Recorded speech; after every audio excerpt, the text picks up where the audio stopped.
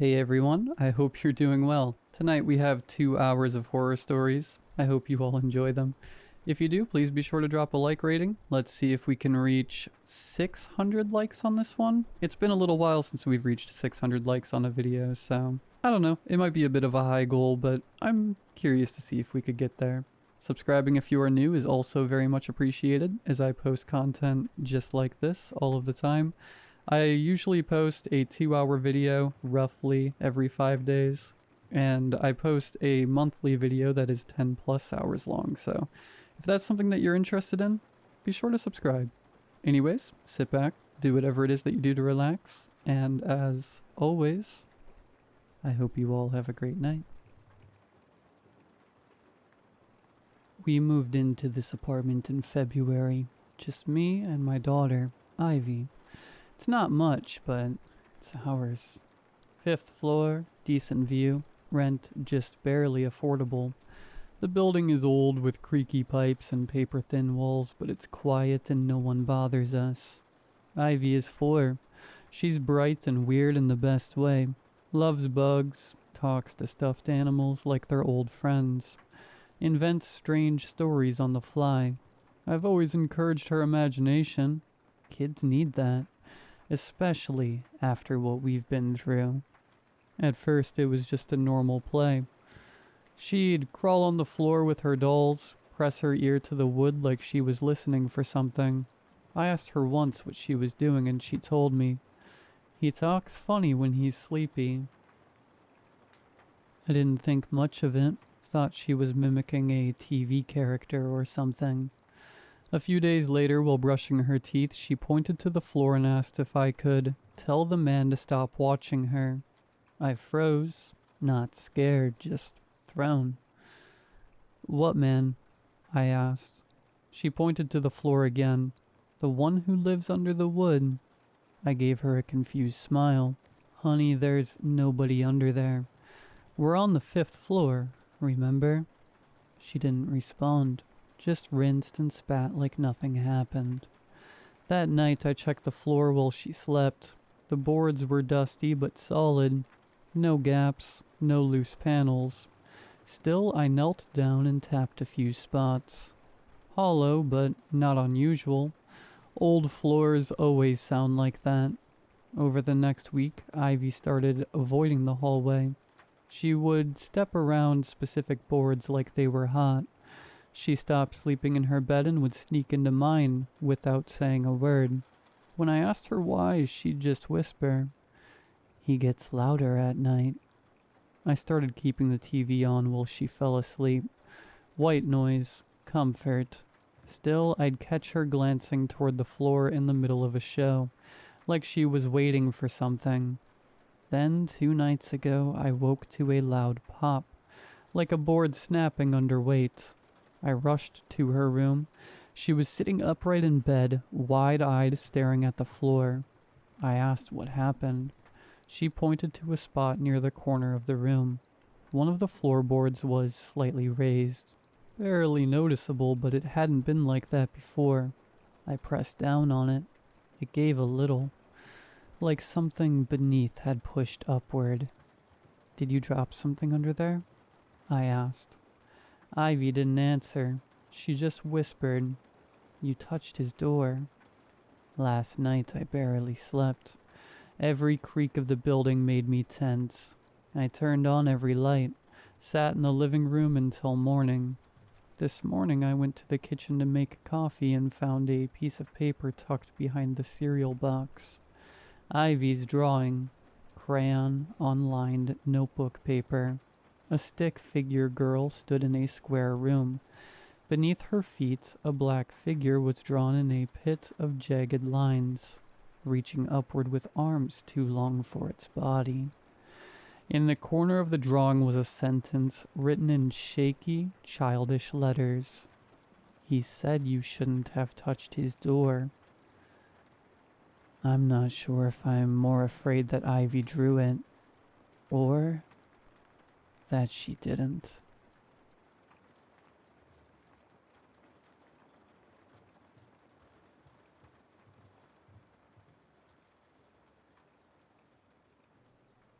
This is hard to talk about. I know how it's going to sound. If I hadn't lived through it, I'd scroll past this too, but if you've got kids, especially really young ones, maybe read this before you go to bed tonight. Or don't. I wish I hadn't waited. My son Jacob is 5. Smart kid. Sweet. A little obsessed with dinosaurs and drawing like most boys his age. He's never had any health issues. Never had night terrors. Until 6 weeks ago. It started small. Stuff that's easy to shrug off. He woke me up one night around 2 a.m. just standing in the hallway staring into the dark. When I asked what he was doing, he said, "I was listening to the floor." I laughed it off. Kids say weird things. But then he started waking up with weird questions like, "Where did the basement go?" Or, "What happened to the boy who used to sleep here?" We live in an apartment. There is no basement. And Jacob's had this room since he was born. It got worse. He'd cry when I tried to tuck him in and say stuff like, "I don't want to go back in the hole," or, "He's watching from the wall crack." I cut all screen time. No scary books. Asked his preschool if anything happened there. Nothing. He's the happiest kid during the day, but every night around 2 to 3 a.m., I'd catch him awake, talking to someone, whispering, always smiling. Then he stopped calling me Mom. He started calling me Elaine. That's not my name. I asked him who Elaine was, and he said, "You. Before, when the house was still burning." He said it like I should know what he meant. A week later, I found his drawings. Pages of stick figures. All normal except for one. A tall, stretched out shadow with black arms that touched the ground and a wide hole in its chest. It appeared over and over, always standing beside a little boy. Jacob called it the Keeper. He said, "The Keeper lives under where the bricks were." I asked what bricks. He said, "The bricks they buried me under." That night I barely slept. I did some digging the next day. Turns out our apartment complex was built in the early 90s. Before that, it was a group foster home. Burned down in 1989. 7 children died. All under 10. One body was never recovered. His name was Eli Matthews. I found a newspaper article. There was a grainy photo. Jacob looks exactly like him. Same chin, same freckles, same scar above the eyebrow. I showed it to my mother without explaining, and she asked me when Jacob took that old-timey photo. The next night I caught him digging at the floor of his closet with a spoon. When I asked him what he was doing, he looked up and smiled. Not a 5-year-old smile. He's almost done fixing the hole. Once it's open, I have to go back. I asked who. He said, "The Keeper." He promised I'd get my real mom back. Last night I got a phone call at exactly 2:13 a.m. No caller ID, just static and breathing. Then a voice, low, cracked like it came from inside a wall. "Elaine, he was never yours." I ran to Jacob's room. He was standing in the corner facing the wall smiling. He turned to me and said, "He found the basement." There is no basement. This morning I checked his closet again. I noticed the carpet was slightly raised in the corner. Underneath it was a wooden trapdoor. I swear wasn't there before. Update. I opened it. There's a staircase and it goes down. I'm posting this from my phone. I'm taking a flashlight. I'm going in. I don't know what else to do. If you don't hear from me again, don't let him. leave the house.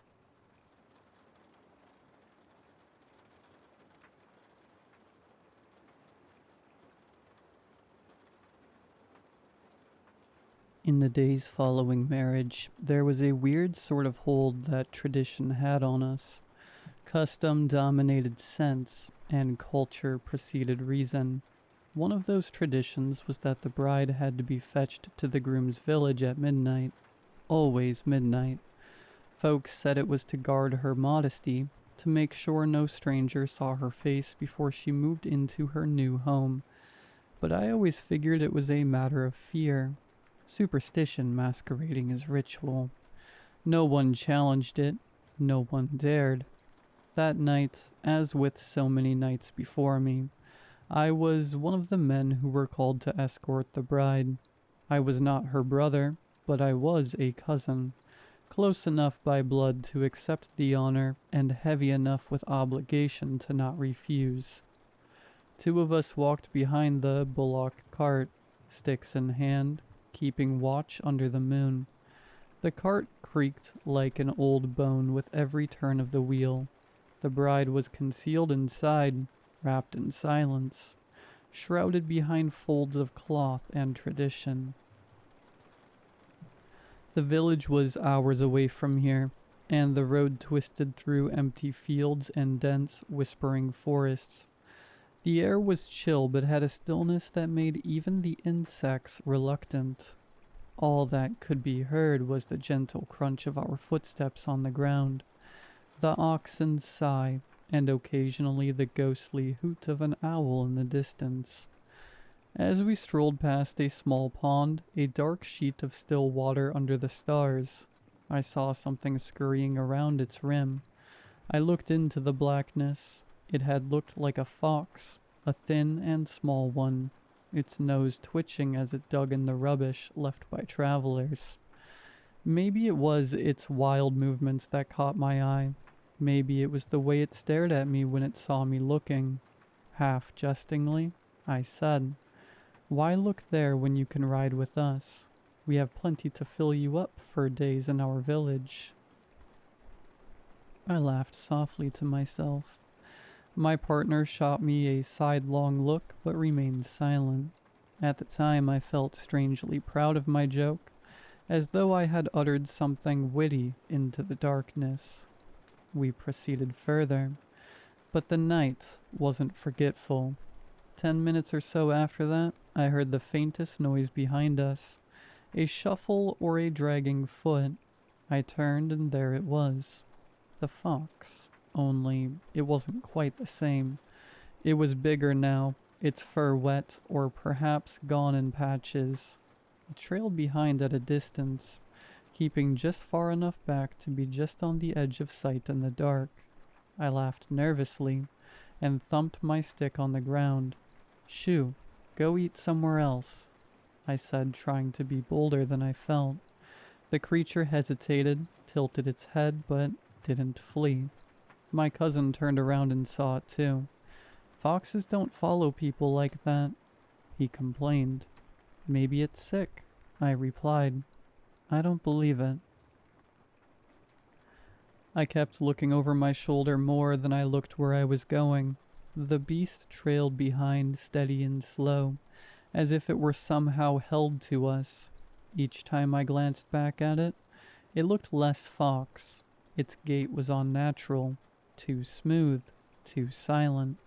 Its eyes had lost that animal glint and now simply reflected nothing.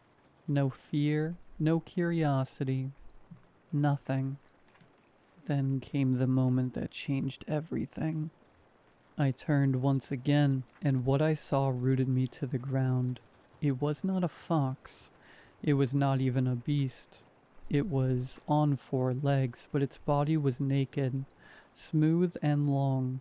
Holes pockmarked its skin, as if decay had taken a hold years ago, but it still had a purposeful movement. It was the length of a calf, contorted and curved in shape, but appallingly alive. It looked at me as if it had heard the joke I had told and had accepted the invitation. I remained there. My heart was beating so fast that I was afraid to wake the bride. My cousin bent forward and whispered, What is that?" But I couldn't answer.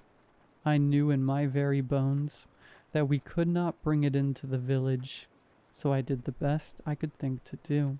I approached it slowly on foot, shaking with every step. I placed my stick in front of me as a sign of surrender, then went down on my knees. "Please," I whispered. "I've done something wrong. There is nothing there for you where we're going. I've made a false statement. Don't follow us, please." The creature didn't move. It stared at me, empty eyes unblinking. For a moment I was convinced it was about to pounce, but then, with a slight shift of its odd head, or perhaps a readjustment of its odd body, it wheeled westward and left. No noise, no sign, silent and away. It disappeared into the darkness, consumed by the night. I just stood there for what seemed like forever before I could walk again. My cousin and I never said a word to one another as we walked. We did not even glance to see if the beast would return. We did not care. 1 week later, word came from the west. Village after village. Sick. People dying in scores. Some said it was malaria. Others said it was a curse. I remembered the holes on that creature's skin, the way it walked, the silence it carried with it. I remembered what I had said, what I had invited. Was it me? I kept asking myself over and over. Did I unleash something? The shame clung to me like dust, heavy and smothering. I starved for days. I could not sleep without seeing its face, or what amounted to one. Each evening I caught myself gazing out to the west, half hoping to see its shape materialize on the horizon, coming back to claim the rest of what I had vowed. Years went by, and the sensation never faded. The bride and groom went on with their lives, and other people quickly forgot that evening. But I did not. I could not. Certain errors diminish with the passing of time, but some cast a shadow. I had laughed in the darkness, and something had listened, something that did not laugh. And now, even years later, I find myself wondering, was that thing the disease carrier, a ghost, a demon, or was it something created by guilt, born from a coincidence so terrible it could not be overlooked? I don't know. All I know is this. Some invitations are not meant to be spoken, and if they've done so, they cannot be taken back anymore.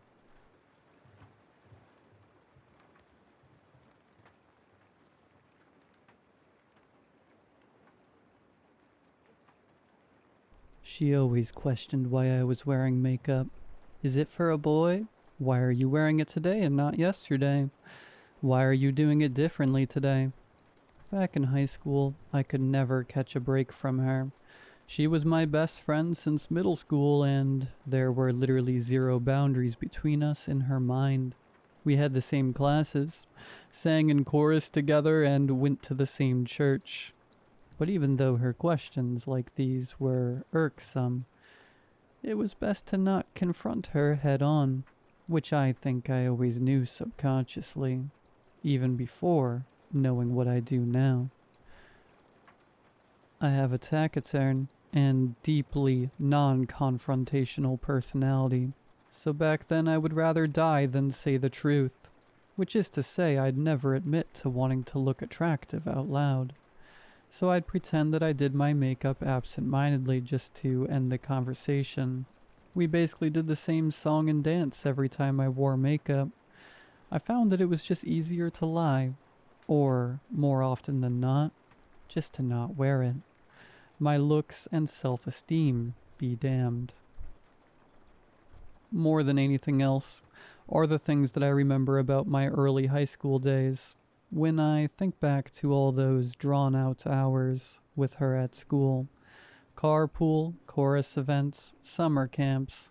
I remember specific things like her questions about my makeup, any changes to my hair, new clothes, etc. And not to sound like a queen bee, but it also seemed like if I bought anything new, she would too. Jewelry, keds, dresses, ringtones for my cell phone.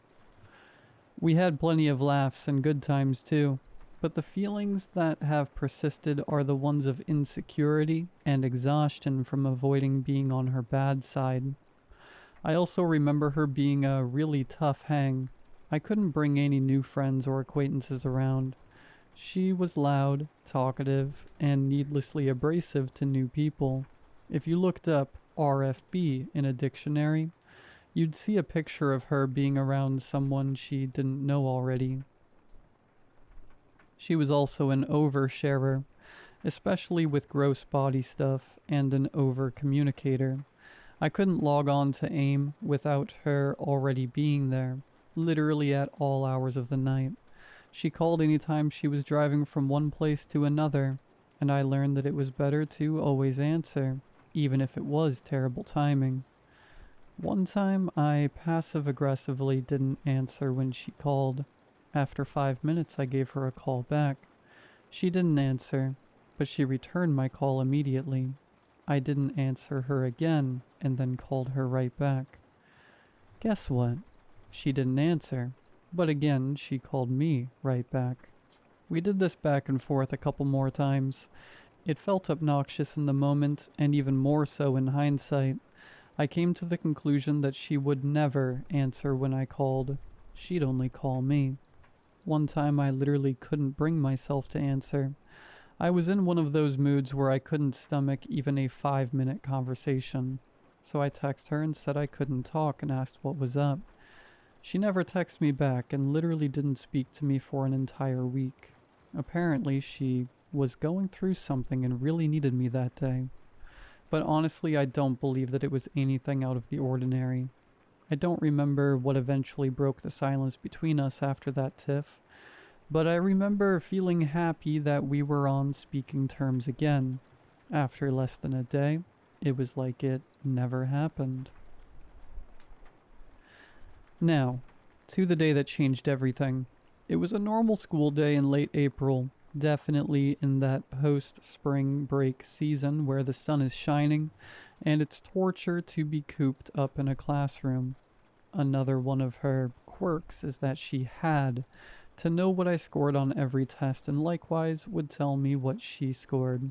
It was a frustrating expectation of hers. She had a habit of calling herself an intellectual, without even a hint of irony, mind you.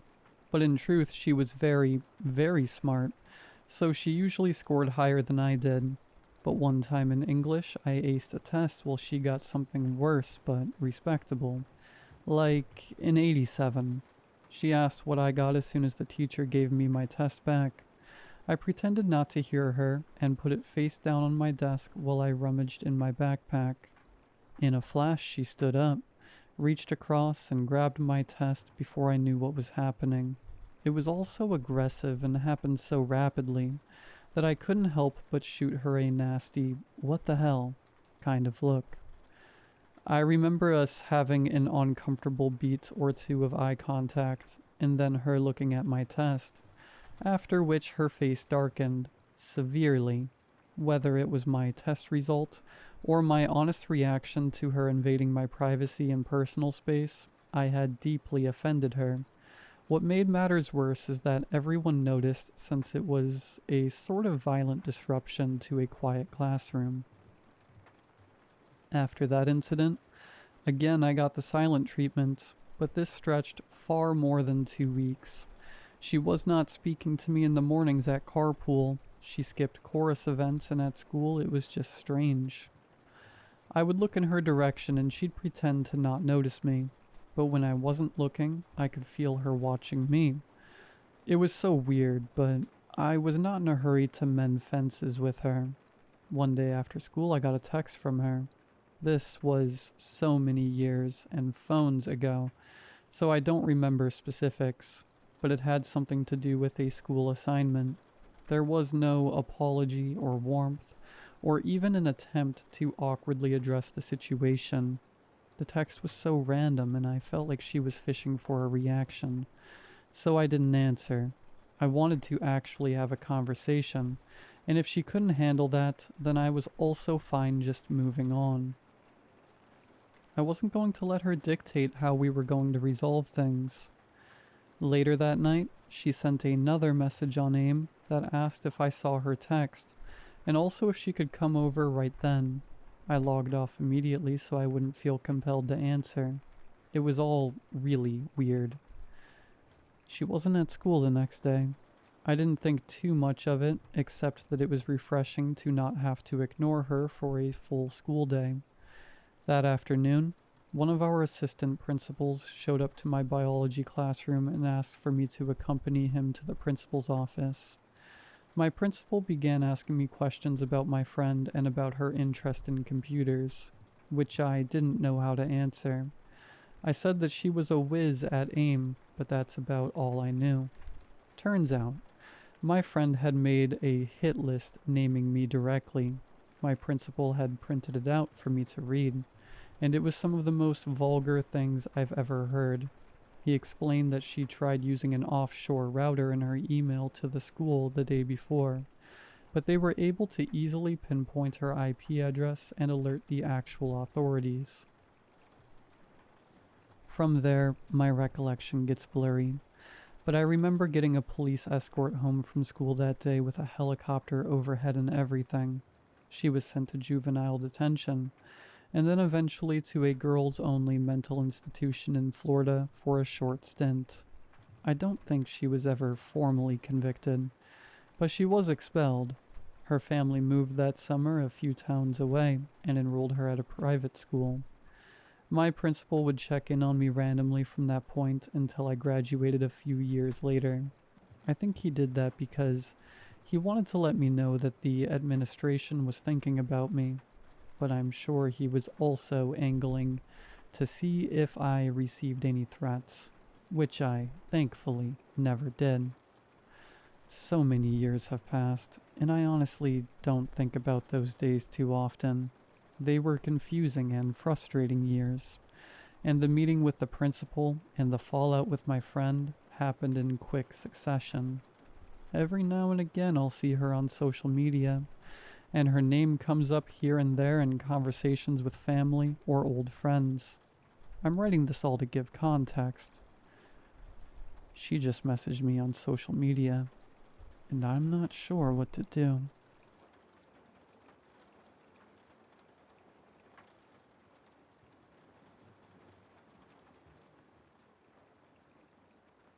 I was terrified.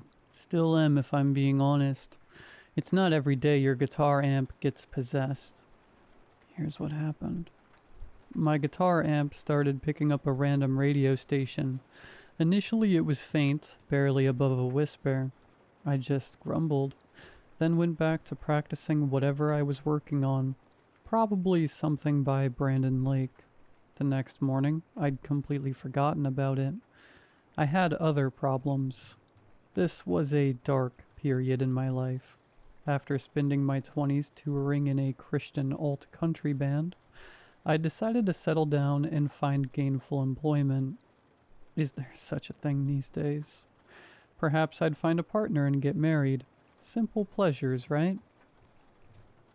Well, I did find employment. Although I wouldn't call working at an outlet store selling shoes gainful. Around that time, I'd lost interest in playing music. In fact, I'd gone a full year without touching my guitar. I was emotionally drained, having spent most of my young adult life touring crummy venues and crashing in cheap motels. To make matters worse, no matter how hard I tried, I couldn't find a partner. This saddened me. Probably that's why I picked up the old Fender Telecaster again. Shame me if you will, but I knew if I performed at some open jams on the weekend, my chances of finding an interesting partner would greatly improve. It's worked in the past. You see, I'm socially awkward. A wee bit on the spectrum, perhaps, Picking up women was never my forte. I'd sooner sit on a frozen toilet seat than approach some good-looking stranger in a bar. Yikes. And online dating just isn't my bag, you dig? Tried once and failed miserably. I still prefer meeting people the old-fashioned way, in person, even though the process eludes me. When I'm performing music, however, they approach me. It's how I meet people. It's my superpower. Anyways, back to the amp. The following weekend, while I was plugging away on my electric guitar, it happened again. My amp was picking up a random radio station. Only this time, it was loud and clear. It scared the hair right off my head. What was left of it anyways. The DJ spoke in a low-pitched, sardonic voice. Something about his voice sounded off. It was too harsh, for starters. Like a chainsaw. Voices don't sound like that. Human voices, that is. His drawl was as deep as a Leonard Cohen song. A drawl that can only come from the deep south. Eastern Kentucky, perhaps, but not quite. It was unlike any voice I'd ever heard. I live in St. Paul, Minnesota, in a crummy one-bedroom apartment, nowhere near the south, so you can imagine my confusion. The voice speed talked for about a minute, while I stood stupefied, scratching my head. Ultimately, I chalked it up to a faulty patch cord and kept picking away at Sturgill Simpson's version of a Nirvana song. When the DJ spoke my name, I nearly died. "Hey, Noah," the voice croaked. "You gonna learn to play that thing or what?" I dropped my guitar pick and watched it bounce underneath the bed. "Welcome to WDVL 666 on your earthly dial." The voice went on as if nothing was out of the ordinary, as if he hadn't just spoken my name. "Hail Satan, he's the truth, the light, and the darkness." The voice rumbled on, speaking so fast he barely had time to breathe. Meanwhile, I was trembling, my bladder threatening to burst. That the DJ knew my name troubled me most. I wondered what else he knew. Did he know my faith was weakening, or that I'm a sinner? With a flick of the wrist, I turned off the amplifier. His grim voice died an awful death. I gulped. My right leg was twitching 1,000,000 miles per hour. What's going on? Was something wrong with me? Clearly there was. But what? I wasn't taking drugs. I rarely drank alcohol, nor was I on any meds. I wasn't a weirdo. The people at work seemed to like me, and I wasn't living in some random haunted house. This made 0 sense. Needless to say, I avoided the amplifier, choosing instead to practice on my acoustic guitar. Problem was, I could barely strum the damn thing. My hands were so shaky. That night, sleep was futile. My mind was racing, so instead of tossing and turning, I did some research and discovered that the problem was, in fact, my faulty patch cord. Just as suspected. The next day, after work, I went to a local guitar store and purchased a new one. Paid a hefty price, but I wanted the very best. Guitar stuff isn't cheap, let me tell you. When I returned home, the guitar amp seemed larger than life, lurking joylessly in the corner of my bedroom, daring me to plug it in. Every time I'd pick up my electric guitar, ready to blast out some chords, my anxiety skyrocketed, and I'd put it down. My nerves were shot. I started talking to myself. Not a good sign. I had to do something. This was getting ridiculous. So, at long last, I plugged the shiny new cable into my amp, a Fender 68 Custom Deluxe Reverb, for all you gearheads, and started rocking out. Nothing. No devilish DJ, no random radio station, just pure, angelic Fender tone. Phew. Relieved, I set about working on some Johnny Cash songs. Who doesn't like the Man in Black? While I was belting out Ring of Fire, giving it all I had, the unthinkable happened. The dreadful DJ returned. Hell yes, my son. You will, in fact, burn in a ring of fire. Lord below, Satan is the way, the truth, and the answer. Give in to him, and he shall fulfill your deepest, darkest desires. I froze. My tongue felt like a sponge. My hands as big as baseball gloves. My blood turned to ice.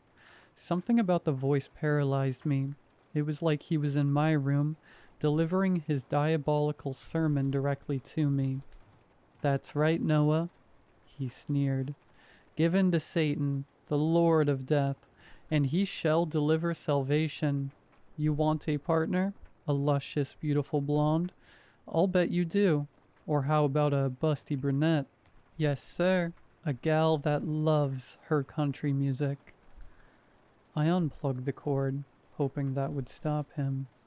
It didn't. Nah, he continued louder than before. What you really need, Noah, my hapless human friend, is a fiery redhead. Lord below, one that'll suck the paint off your porch, if you know what I mean. I don't care to intrude, Noah, but you're looking awfully thin these days. I do reckon. And I turned off the amp. It crackled and popped, then went silent. My beating heart, which was louder than a bass drum at a rock concert, filled the room. Tears threatened my eyelids.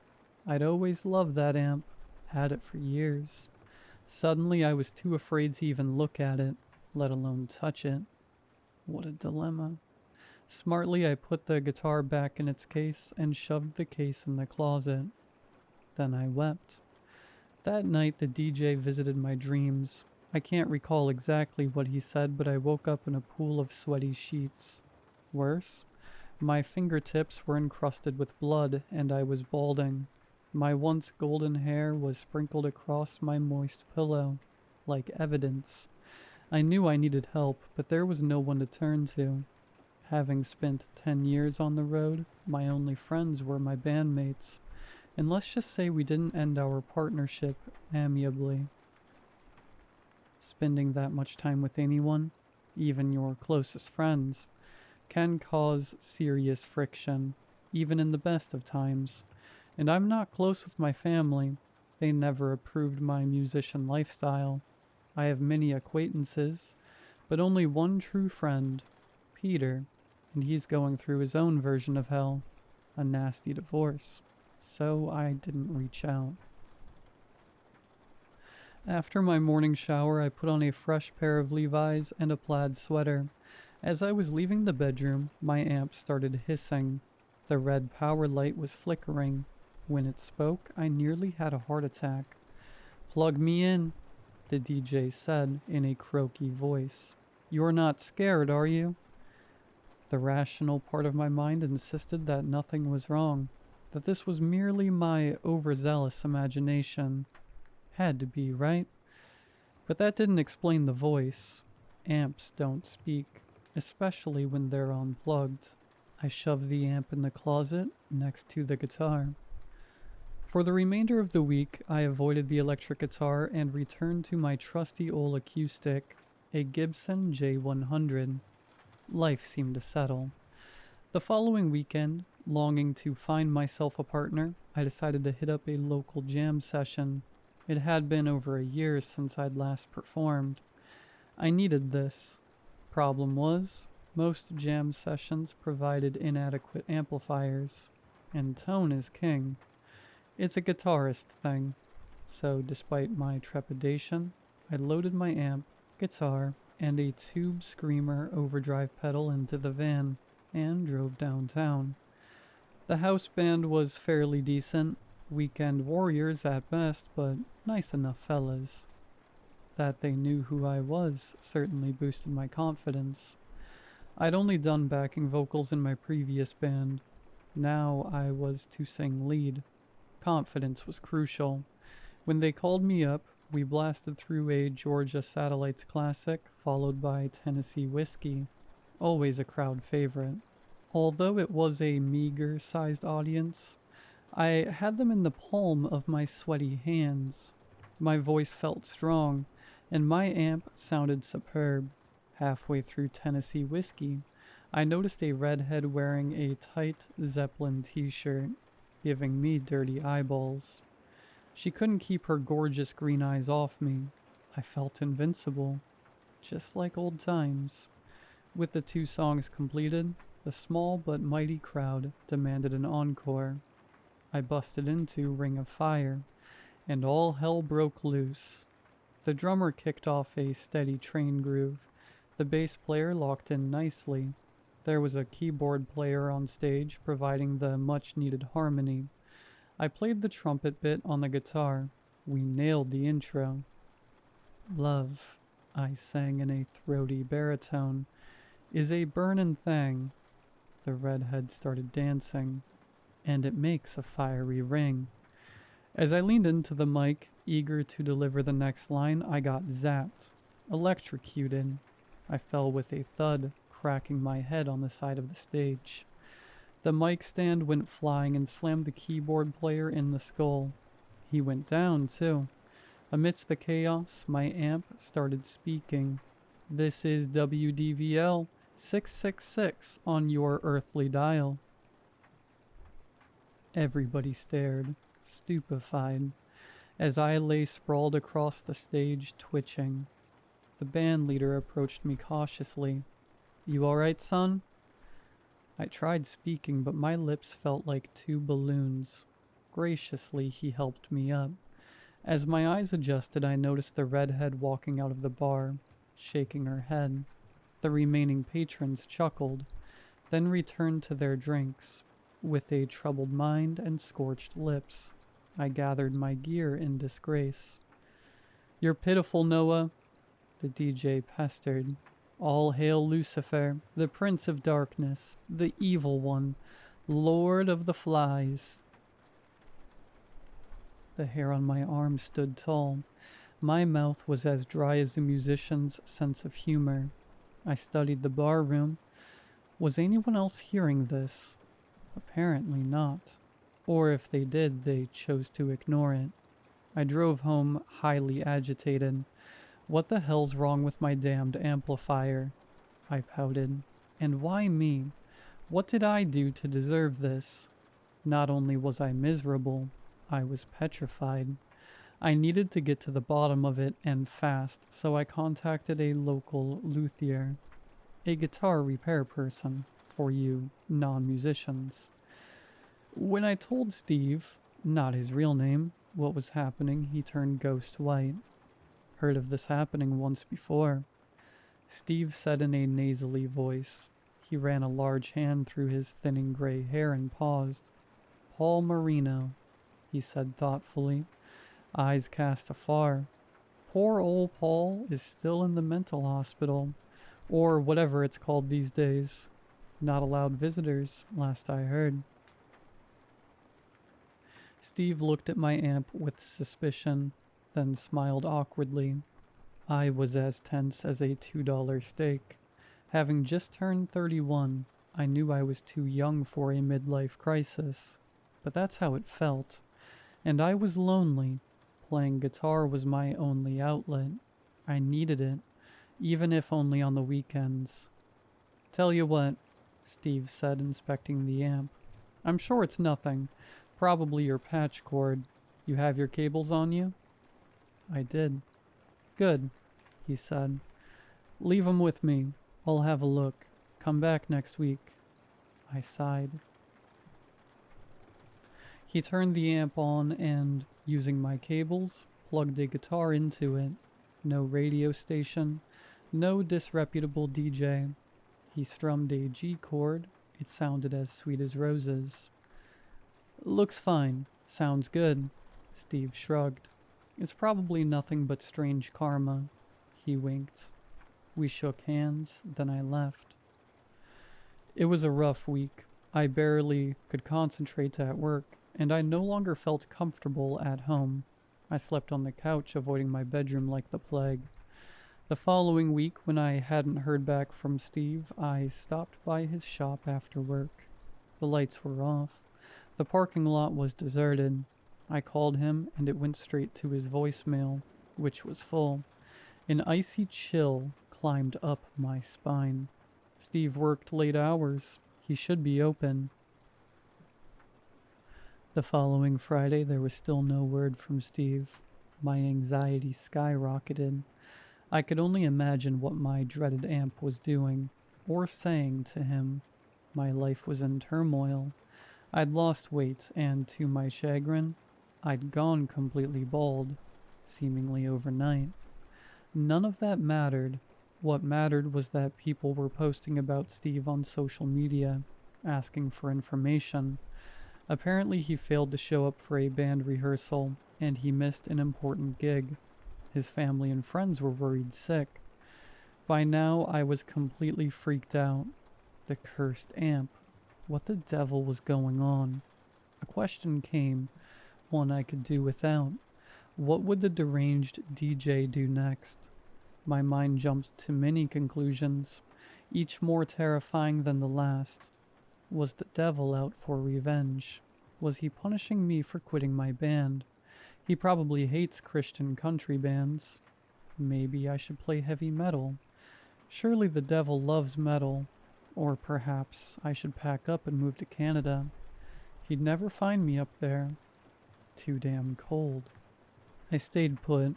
My rational mind was having none of this. Surely this is a case of bad luck. Or as Steve put it, strange karma. Another week went by and still no news of Steve. It was like he'd vanished. Ultimately, I was forced to purchase a new guitar amp. Truth be told, I was kinda excited. Yeah, I was saddened about Steve. He'd helped me a lot back in the day, working on my road-worn gear, but perhaps a new amp was all that was required. Out with the old, in with the new, as they say. Don't judge. Once a musician, always a musician. I had to do something. Besides, it's not like I murdered Steve. All I did was bring him a glitchy amp. Repairing amps was his job, for Christ's sake. Thus, I bought a brand new Vox AC30, a classic. When I plugged it in, it sounded wicked good. No devil, no radio station, just a smooth, velvety tone. The amp soared. I cranked it to 11 and waited all weekend. It was a blast, although I'm sure the neighbors would disagree. Relieved yet anxious, I needed redemption. It was time. I had to return to the local jam session. Perhaps there was still a chance of impressing the redhead. Needing new material, I decided to take a stab at something more challenging. A popular Charlie Daniels song. Not an easy feat, let me tell ya. Playing the fiddle parts on guitar would require a heck of a lot of practice and dexterity. But the devil's in the details, as they say, so I woodshedded all week. I was extremely nervous. Bizarre amps, missing luthiers, electrical shocks. If only I had something to soothe my worried mind. A fiery redhead, perhaps. Despite my trepidation, I practiced the Charlie Daniels song as though my life depended on it, and perhaps it did. Another week passed, still no Steve. Surely an omen. I was coming unglued, but sitting around feeling sorry for myself wasn't helping, so I returned to the local jam session, toting my brand new Vox AC30. The place was packed. The fiery redhead was there, sipping cocktails in the corner with her friends. The host looked at me peculiarly, but smiled nonetheless. I was terribly nervous about performing the Charlie Daniels song. What if the house band couldn't handle such a challenging piece? Maybe I should reconsider and choose a simpler song. When I was called up to perform, a few patrons giggled, including the redhead. Despite my shoddy nerves, I played exceptionally well. My guitar soared like an eagle. The Vox delivered what it promised, killer tone. The band was hot. The audience was receptive. After blazing through a Jimmy Reed song, Big Boss Man, I started to relax. Things were actually going my way. It was time to play the Charlie Daniels song. The drummer, a middle-aged Mexican man with a cop mustache and a hefty beer gut, looked uneasy. Nonetheless, he counted off. The devil went down to Georgia, and away we went. You gonna play that thing, boy, or stand there looking stupid? The DJ. His menacing voice soared through the amp speaker, clear as a bell. Because I'm in the mood for some fiddlin', Lord below, yes sir I am. His voice was as meaty as a porterhouse. Fear paralyzed me. My shaky hands could barely hold the guitar pick. I'd forgotten the words. I didn't know what to do. Fortunately, singing wasn't required. Apparently Satan knew all the words. Well, the devil went down to Georgia, he sang. He was looking for a soul to steal. He was in a bind 'cause he was way behind. And he was willing to make a deal when he came across this young man. I fainted. When I came to, the bar room had cleared out. The bartender glared at me with contempt. I felt like an imbecile, a total loser. I left immediately. In the confusion, I'd forgotten the amp. I considered returning for it, but was too embarrassed. So I stayed at home and wallowed in self-pity. I've thought long and hard about the decision. Maybe I should have gone back for it. Maybe not. Hard to say. Because what happened next still haunts my dreams. Later that night, in a burning ring of fire, the bar was set ablaze. Foul play is suspected. And still, no word from Steve.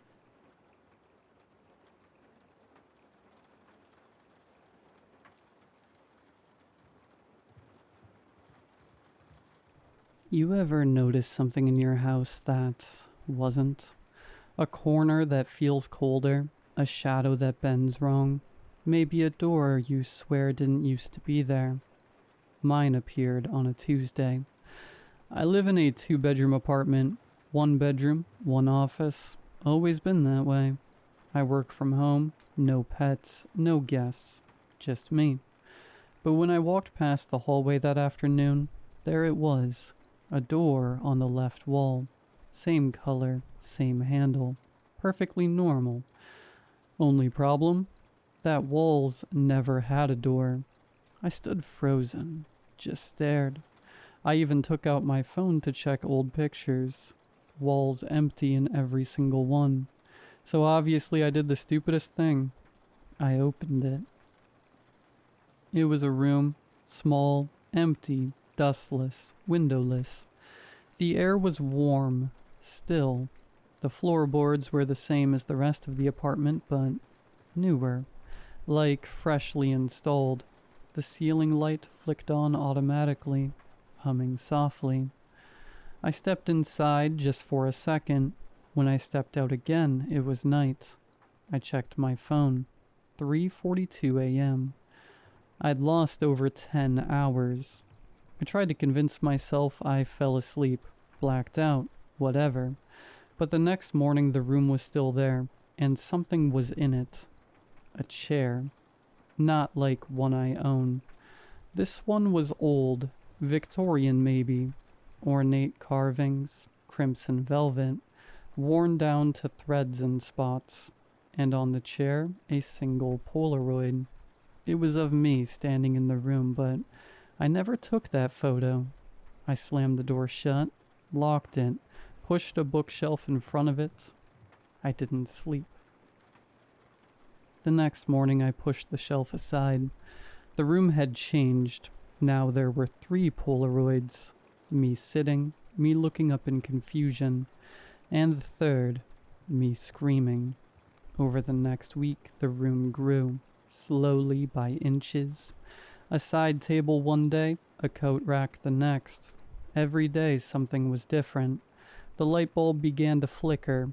The air smelled like rotting wood.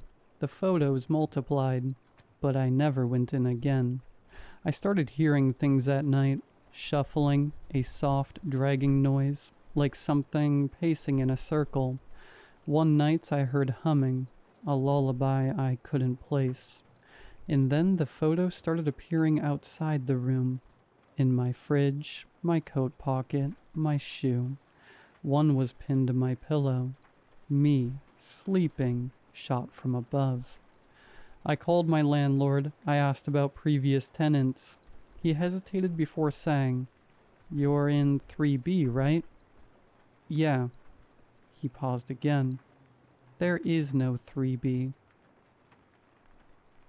I thought he was messing with me until I went outside. The building has no third floor. I live on the second floor, and the apartment above me is gone. It's just roof. I ran back inside. My hall was longer than I remembered. The door to the room was now the only door. My bedroom? Gone. Office? Gone. Just the door, and the chair, and the photos. Hundreds now. Thousands, maybe. Piled on the floor, pinned to the walls, floating in the air. All of me. Dozens of angles. All expressions. Some I don't remember making. Some I know I never made. Some photos are of me sleeping in places I've never been. One shows me with my eyes stitched shut. One shows me hanging from the ceiling. One shows me holding a camera, smiling. And now there's a mirror. It wasn't there before. And in that mirror, I just saw myself stand up from the chair. But I haven't moved.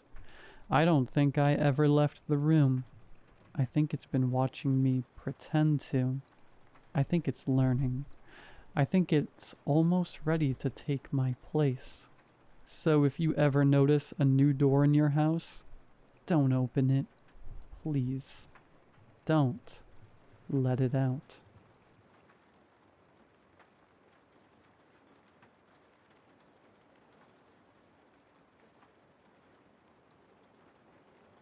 I want to tell you a story. I really don't care if you believe me. I know that what I'm about to say might sound frightening, but please, don't be frightened.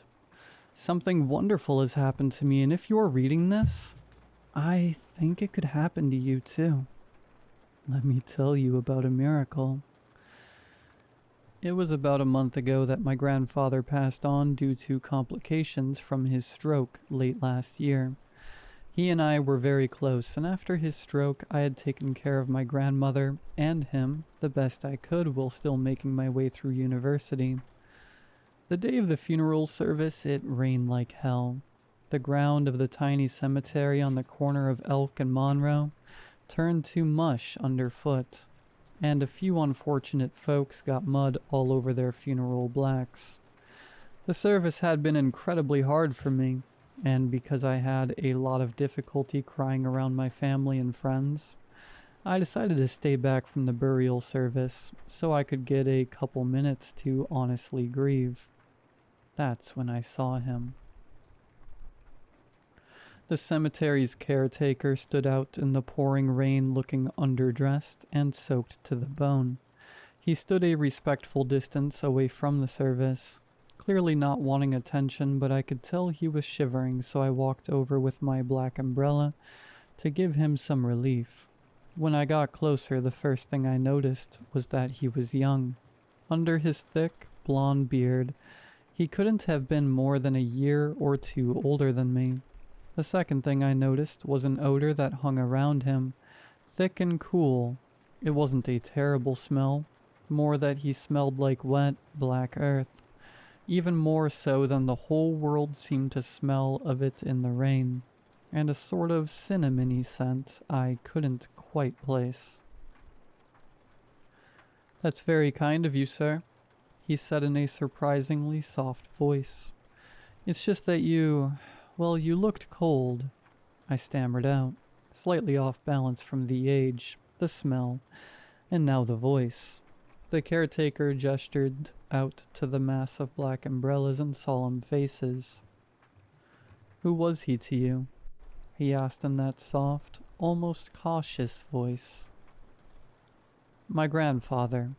I loved him dearly," I said, the second half of the sentence falling lame even to my own ears. "You and all those people out there," he gestured with a long-nailed hand out to my friends and family. "I've worked this plot for a long time, seen all sorts go into the earth. You can always tell when it's a well-loved one. Something in the faces of the mourners. I can't quite explain, but it's there." He picked each word carefully, like an artist selecting just the right brush. As he spoke, I caught a whiff of his breath, and the smell that hung around him hit me even harder, this time less pleasant, and with an underlying rank sweetness. "How long have you worked here?"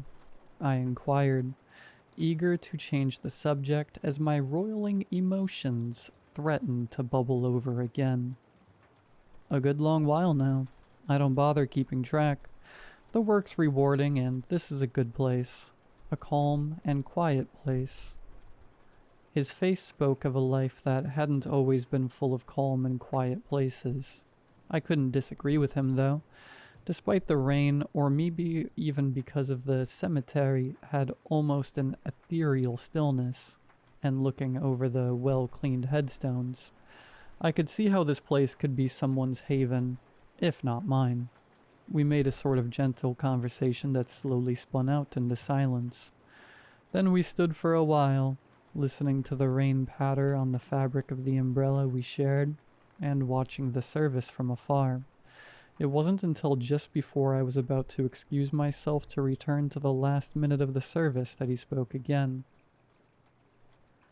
"I don't think most people would have shared their umbrella," he mused without looking away from the mourners and meeting my eyes. "Why's that?" I asked, startled out of my thoughts. "They're uncomfortable with people like me, people who are proximate to death and decay. Thank you for being different, and thank you for the conversation. I think it's time you get back to your grandfather. They're about to begin the lowering." He offered one of his long-nailed hands. I took it with only the slightest hesitation. His grip was strong, painfully so. As he squeezed my hand, he leaned in, breath stinking of the grave, he said, "Good deeds are rewarded, my friend. Run along now." The biting grip disappeared as quick as it came on, and I did my best to politely excuse myself without appearing shaken. I didn't notice until later, but those long, snaggled fingernails had bitten into the meat of my right hand in 2 places, forming a shallow V-shaped cut. There was a small reception after at my grandparents' house.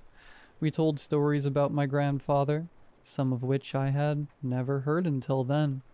It felt like once the ritual of viewing and funeral and burial were complete, my grandfather had somehow become a real person again, if that makes any sense. I felt closer to him than I had when I was helping to carry the casket. The house seemed to hold something of his presence that his cold body couldn't match. I never expected a funeral to have snacks, but the reception had tons of food, none of which I had much of an appetite for. Eventually, I excused myself. I was exhausted and I had to get ready for school the next day. As I left, my grandmother insisted I take some of my grandfather's brandy with me. She said she wouldn't drink it anyway, and that brandy is good for the constitution. When I asked her why that was important, she said with simple finality, "You just look a bit pale, that's all." That night, I dreamed of the cemetery on the corner of Elk and Monroe. I dreamed of the silent headstones at night, how the place would look lit only by the street lights spilling over the high wall that surrounded it. I dreamed that I was late to my grandfather's funeral, that I was dressed in the blacks and my dress shoes were getting stuck in the sucking, grasping mud, and when I finally made it to the grave, everybody was long gone. I had something that I meant to give my grandfather before he was buried, a little silver fork. and so I began to dig with my hands into the filled grave so that I could give him this one last thing, and he could give me something that I wanted in return. As I dug into the soaked earth, the smell of the grave filled my nose and my stomach bubbled and stirred uncomfortably. I excavated the way down, silver fork held in my teeth before my nails scratched on the lid of the coffin. Suddenly the flash of lamplight came over me, and I woke up in a feverish sweat, my mouth full of a gungy, unclean, sick taste. My bones ached, and I knew immediately that I would not be making it to class today. I lay a while in my sticky, damp sheets. The dream was still pressed into the forefront of my consciousness. The pure illogic of it bemused me. My fevered brain raked over the details of the dream. Only as I pulled my mind away from the empty, sodden cemetery on the corner of Elk and Monroe, did I realize just how hungry I was.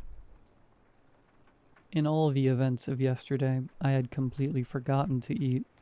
I hadn't had any appetite at the reception, and once I had gone, I had been too preoccupied by my grief and preparations for school. When I awoke, fevered as I was starving. I peeled myself out of my sheets and walked tenderly through my apartment. I filled a glass with water and sucked it down to try to soothe my aching head. It did no good. When I opened my refrigerator, a pungent cacophony of odors hit me in waves. I slammed the fridge door shut before the smell made me sick. Has something gone off in there? I wondered to myself. The worst part was that the horrible smell hadn't allayed my hunger for more than a few seconds. I grabbed a piece of bread and started chewing it, but the texture suddenly felt all wrong, and I hadn't gotten more than bite down when I had to run to my sink to retch. Bent over the sink, quivering with tremors and smelling my own thin vomit, I realized that maybe the best thing I could do for myself was go back to bed. After I sent off a few short emails to my professors explaining that I was ill, I decided I would shower off the tacky sweat residue that clung to my skin. As I reached for my soap in the shower, I noticed something strange on my hand.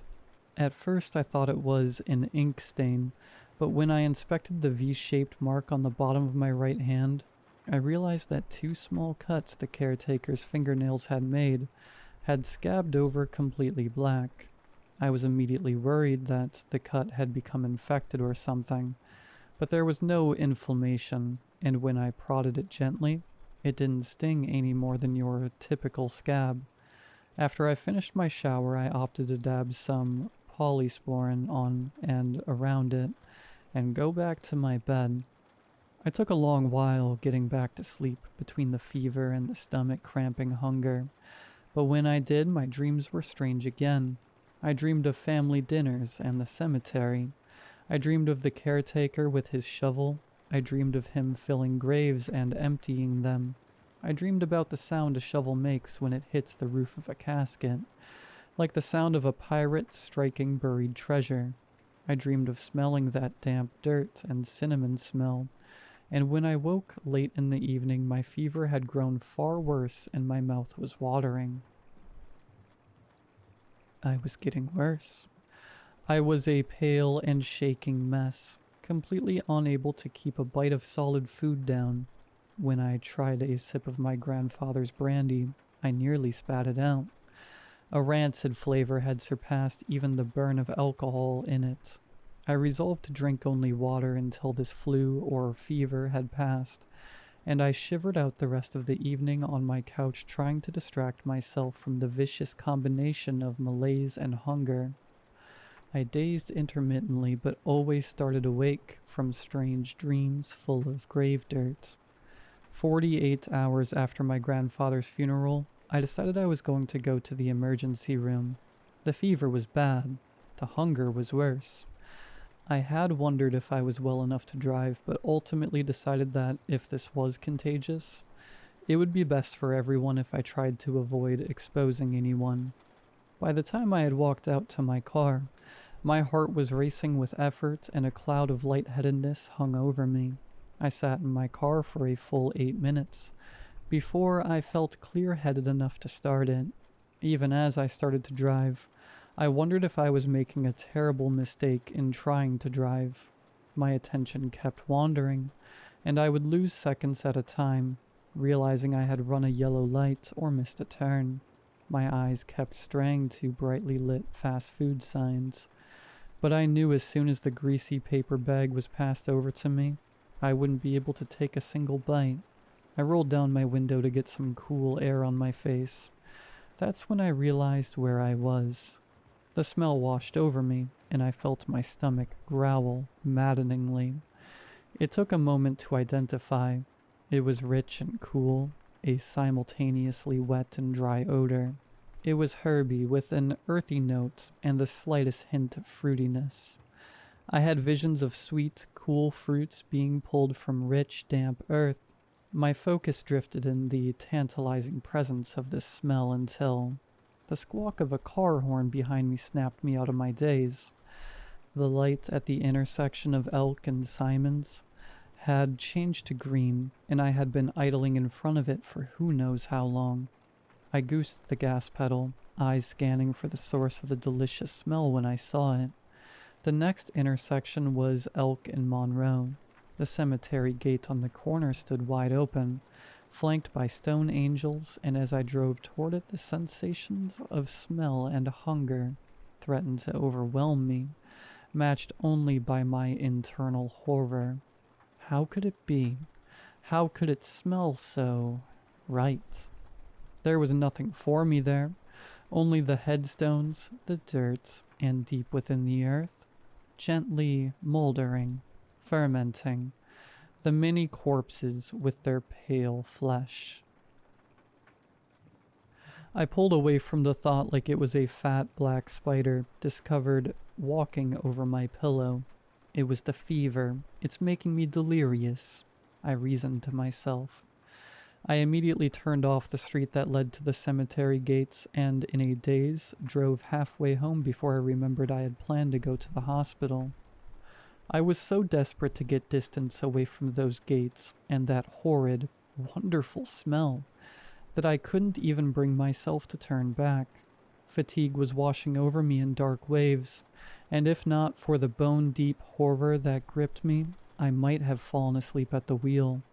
When I got back to my apartment, I pulled into my stall at a steep angle and stumbled to the elevator, resting my burning head against the cool metal of the elevator door frame as I waited for its arrival. I'll call 911 tomorrow if I'm not better, I bargained with myself. When I got into my apartment, fever had turned to chills and I hid under the sheets, body quaking and mind reeling. Even as I lay there, horror mingled with wanting into a primordial stew of feeling. Red and black fantasies played at the edge of my brain before swallowing me whole as I drifted off to uneasy sleep. In those dreams, I was a farmer in a field of dark soil and pale stones. I moved confidently with hoe and shovel, digging and planting deep within the earth. I pulled a strange and lovely crop from the ground and ate it under the stars. I was content. I basked in the night's breeze and drew in the odor of the land and my harvest moldering below its surface, and I was so at peace. But it was only a dream. I awoke. The fever had broken. The hunger had grown. When my eyes snapped open in the night-black room, I knew where my medicine was. The world had shrunk into a single point of rough need, and I rose from the chill sheets with a blank-minded purpose. Time slipped. I was in the car. The blue dashboard clock read 2:55. I watched the street lamps float past my car, and I rolled down my windows. I breathed deeply of the night air, and I caught the faintest hint of it in the wind. Time slipped. The car had stopped. I had pulled into the parking lot. Behind me, the intersection lights cast a pale green hue over the scene. The smell was so thick you could cut it with a knife. The stone angels seemed to beckon me in with outstretched hands. The gate was open even though the sign said it was closed. I took the first step on the gravel path. Time slipped. I was on my knees, a headstone out in front of me. I must have looked from afar like some midnight mourner, but I hadn't even read the name. I stared down into the dirt and saw I had already begun ripping up the sod, revealing the pregnant soil beneath. Was there one last ounce of hesitation in me? No, I don't think there was. I could smell her waiting for me down there, 6 feet of earth, and it still filled my nose like honey. I began to dig with my hands, desperately scrabbling at the earth, pull out great hunks of black earth, dirt forcing itself under my nails, small rocks cutting my palms. I didn't care. I began to weep as I realized I couldn't possibly do this without a shovel or some tool. That's when the light washed over me and my heart froze. It was him. The caretaker stood with an ancient hurricane lantern in hand, its light casting stark shadows over his face. In this light he looked far older than I remembered. I had frozen, dirt in both hands at the sight of him. I opened my mouth to say something, and all that came out were thick rivulets of drool. My mind raced. The smell drove me to dig. My brain drove me to run. I had almost decided on trying to bludgeon the caretaker and make a run for it when he spoke in that soft voice. "You poor boy, you must be starving." His eyes were solemn as he looked at me. Could it have been empathy? I can explain," I started, no idea what I was going to say, overwhelmed completely. "You don't have to. Just come with me. Let's set you right," he said. There was perhaps the faintest hint of a smile on his face then. Perhaps it was just a trick of the guttering lamplight. I let the dirt fall from my blackened hands and rose from my knee-deep hole in the earth. "What's happening to me?" I asked. The shame ran back into me like a flood, and I began to blubber again, spit and snot mingling around my mouth. There, my boy." The caretaker closed the distance between us and held me in his arms for a minute before he looked me in the eyes with utter seriousness. "Something wonderful, I promise. You'll be feeling right as rain if you just walk with me now. You've come a very long way, but you only have a few more steps." He began to lead me gently down the path. Gravel crunched underfoot and was the only sound in the silence of the cemetery. I saw that we were coming to the caretaker's workshop. It was a small white building, almost a church in miniature. From within, unsteady candlelight burned. We entered to the smell of motor oil and sawdust, and above it all, the heavenly odor of the rotted dead. When we came to the workshop's back room, the table was already set. Fine china and small silver forks and wicked sharp knives, set for 2. The centerpiece of the wide table was a long oak coffin, half rotted away. Candles had been placed at the corners of the coffin, and the caretaker bade me sit at one of the set places. Reaching into his coat pocket, he brought out a crowded keychain and carefully selected one. He slid it into the lock, and as I heard the click of it coming open, it was all I could do not to leap from my chair and push him aside as the smell of tantalizing rot seemed to double in the room. He spoke some words then. Some I understood and some that I did not. It was a benediction of sorts, a thanksgiving. "Blessed is the carrion, and blessed is he who tasteth the graveyard's fruit. We thank the ground for yielding her gifts to us. We thank the stars for sheltering us. We thank the empty vessel for remembering life, that it may be passed to us. Blessed are we by dark earth and black heavens, that we shall feast tonight." He spoke it with whispered ritual cadence. Then the small silver knife was in his hands and he was cutting. I watched as he deftly split rotted flesh from the corpse of a woman. The meat was dry in places, wet in others. It was speckled with pale purples and reds. He started with the cheek. He separated it with a few quick strokes, revealing pale jaw and teeth underneath, and then he set it on my plate. Take, eat, live. The 3 words were in the same ritual cadence, and as soon as he spoke, I descended on the meat with the desperation of a drowning man. It was like nothing I had ever tasted. Black, greasy, mealy, and yet sweeter than honeydew. More intoxicating than wine. It satisfied the indescribable need that bound itself in tight coils throughout my body. It was pure relief. The caretaker placed slice after slice of the prime cuts on my plate, and my aching, screaming hunger was finally answered. When I had eaten my fill, the caretaker set a few pieces on his own plate, and then closed and locked the coffin lid. As I sat in a warm haze of emotion and satiation, he broke the silence. He spoke to me of many things that long and deep night. I will not tell you most of it.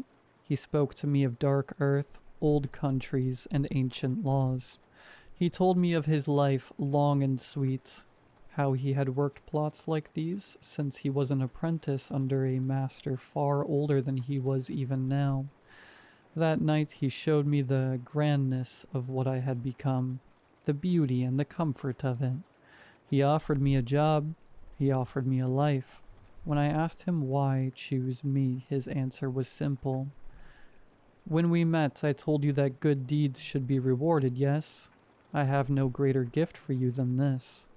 He gestured at the dining ware and the candles burning low. I am in need of an apprentice besides. I chose you because nobody had shared an umbrella with me in my long years of this work. Few have ever shared more than a couple terse words with me. I scrub the headstones clean, keep the plots free of weeds. In my work I have done nothing but bring closure and comfort, and I am made a pariah for it. I have never done harm to the living, have never taken anything that wasn't willingly surrendered to the earth. I have lived a graceful but lonely life since I came to this country, and I want to share the goodness of it with somebody. It seemed right that it was you. It did seem right. I've been working at the cemetery on the corner of Elk and Monroe for 3 months now. I've dropped out of university. I'm just too busy. The hours are good. The company is excellent.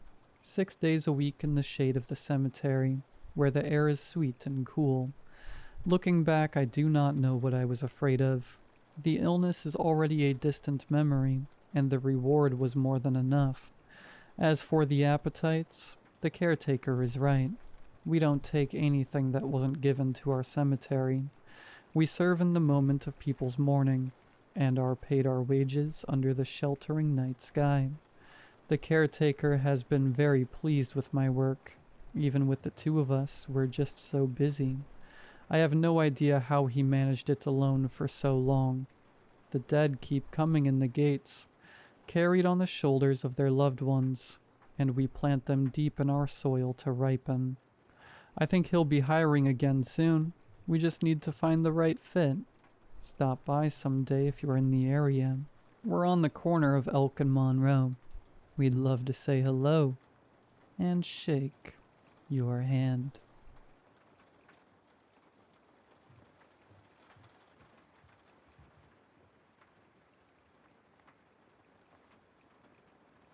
Hello, everyone. Never thought I would do this, but I need to talk. I need someone to know what I know, even if they won't believe me.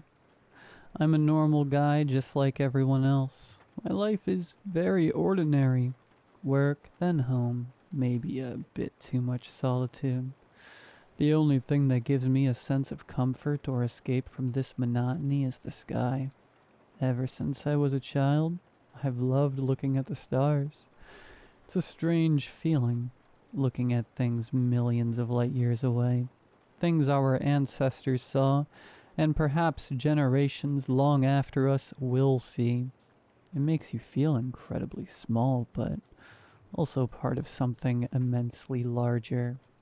About a year ago, I decided to take this interest to another level. I saved up and bought a telescope.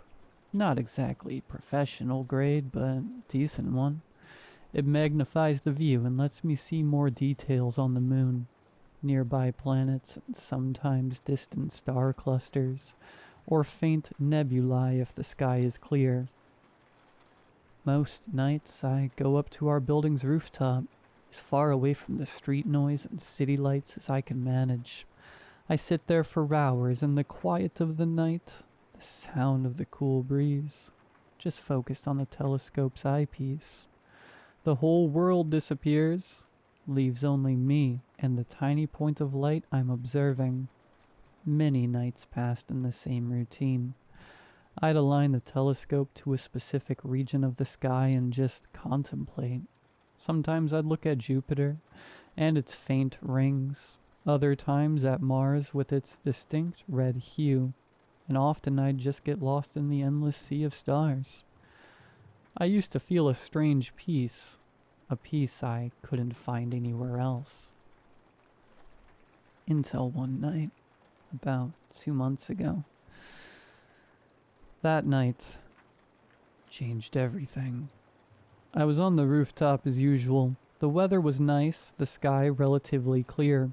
I had an eyepiece attached that gave me a slightly wider field of view, wanting to scan an area dense with stars. As I slowly moved the telescope, I noticed something odd. A point of light, like an ordinary star, but it was stationary. At first I thought maybe my hand had shaken, or perhaps it was just a very distant aircraft. I focused harder. No, not an airplane. Airplanes follow straight or gently curved paths, and they have blinking lights. This was a steady point of light, just like a star, but it was moving. And it wasn't moving like the satellites we sometimes see crossing the sky at a constant speed in a straight line. No, this thing was moving in a way that was impossible. It was making sharp, acute angles, stopping abruptly, then shooting off in another direction at high speed, only to slow again and trace something like a strange geometric shape. Initially, I thought I might be hallucinating. Maybe my eyes were strained from focusing too long. I pulled my eye away from the eyepiece, looked up at the sky directly. Of course, I saw nothing but the familiar fixed stars. I returned to the telescope, aimed it at the same region. There it was. Still there. Still moving in that same crazy manner. My heart started beating faster. What was this? A spy satellite? But what kind of satellite performs these kinds of aerobatics? A drone?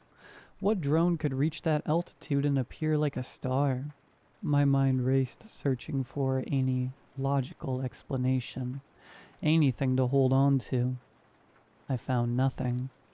I kept tracking it with my eye in the telescope for about an hour. It was tracing bizarre shapes in a small patch of the sky. Complex patterns, like intersecting lines, curves, and sharp angles. Then suddenly it would vanish, or move so fast I'd lose it. I came down from the rooftop feeling a mixture of shock, anxiety, and intense curiosity. I didn't know what I had just seen. I spent that whole night thinking, could it be a rare optical phenomena, a specific light reflection, a problem with the telescope itself? But the telescope worked perfectly fine with all the other stars and planets. And this phenomena was very specific, localized to that single point. The next day, I went up to the rooftop a bit earlier, before the time I'd seen the phenomena. I was tense, expectant, same area of the sky, same telescope settings. And indeed, at roughly the same time it appeared again. The same point of light, the same impossible movements.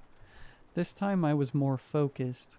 I tried to follow its path meticulously. It was tracing the exact same shapes I had seen the night before. Not similar shapes, no, precisely the same ones. The same angles, the same pauses, the same speeds. This is where it went beyond coincidence or natural phenomena, or even a conventional satellite. Something tracing the same complex pattern every night, in the same spot, at the same time. This wasn't natural. This was intentional. A faint sense of dread started creeping into me. The idea of aliens or UFOs had always been just science fiction and movies to me. I never seriously considered it, but what I was seeing had no earthly explanation I could logically arrive at. If it wasn't aliens in a craft, then what? The third night, I went up armed with a notebook and pen. I started observing the point as it moved, trying my best to sketch the path it was taking. It was incredibly difficult. The movement was fast, the shapes complex, and my hand wasn't steady enough. But I was determined. I drew jagged lines, dots, angles, trying to capture any part of the pattern. Every night I went up and drew. Every night, the same movements repeated with the same meticulous precision. I began comparing the drawings from different nights. The same sequence, the same strange geometric figures. It wasn't just movement anymore. It felt more like a passage being written across the sky. But a message from whom, and why, and what did it mean? The first week passed like this. I became obsessed. My work started to suffer. My sleep dwindled. During the day, I'd think about what I saw at night. And at night, I was perched on the rooftop, fixated on that moving point of light. I started feeling utterly alone in the world, holding a secret nobody knew, and nobody would likely believe if I told them. I considered telling a friend once. We were sitting in a cafe, and I was very hesitant. Finally, I vaguely hinted that I was seeing strange things in the sky with my telescope. He looked at me and said, "Man, you must be seeing things. Maybe it's just a plane or a satellite, and you're making a big deal out of it." I tried to explain that the movement wasn't normal, that it repeated, but he just laughed and said, "All right, man, next time film it and show us." The idea of filming it had occurred to me, of course. I tried recording with my phone camera through the telescope eyepiece, but the image came out extremely shaky and unclear, and the point of light was so small it barely showed up as a pixel or two moving erratically in the video. There was no solid physical proof I could present. I went back to the notebook and pen. Every night, I added a new piece to the drawing, like assembling a large, complex puzzle.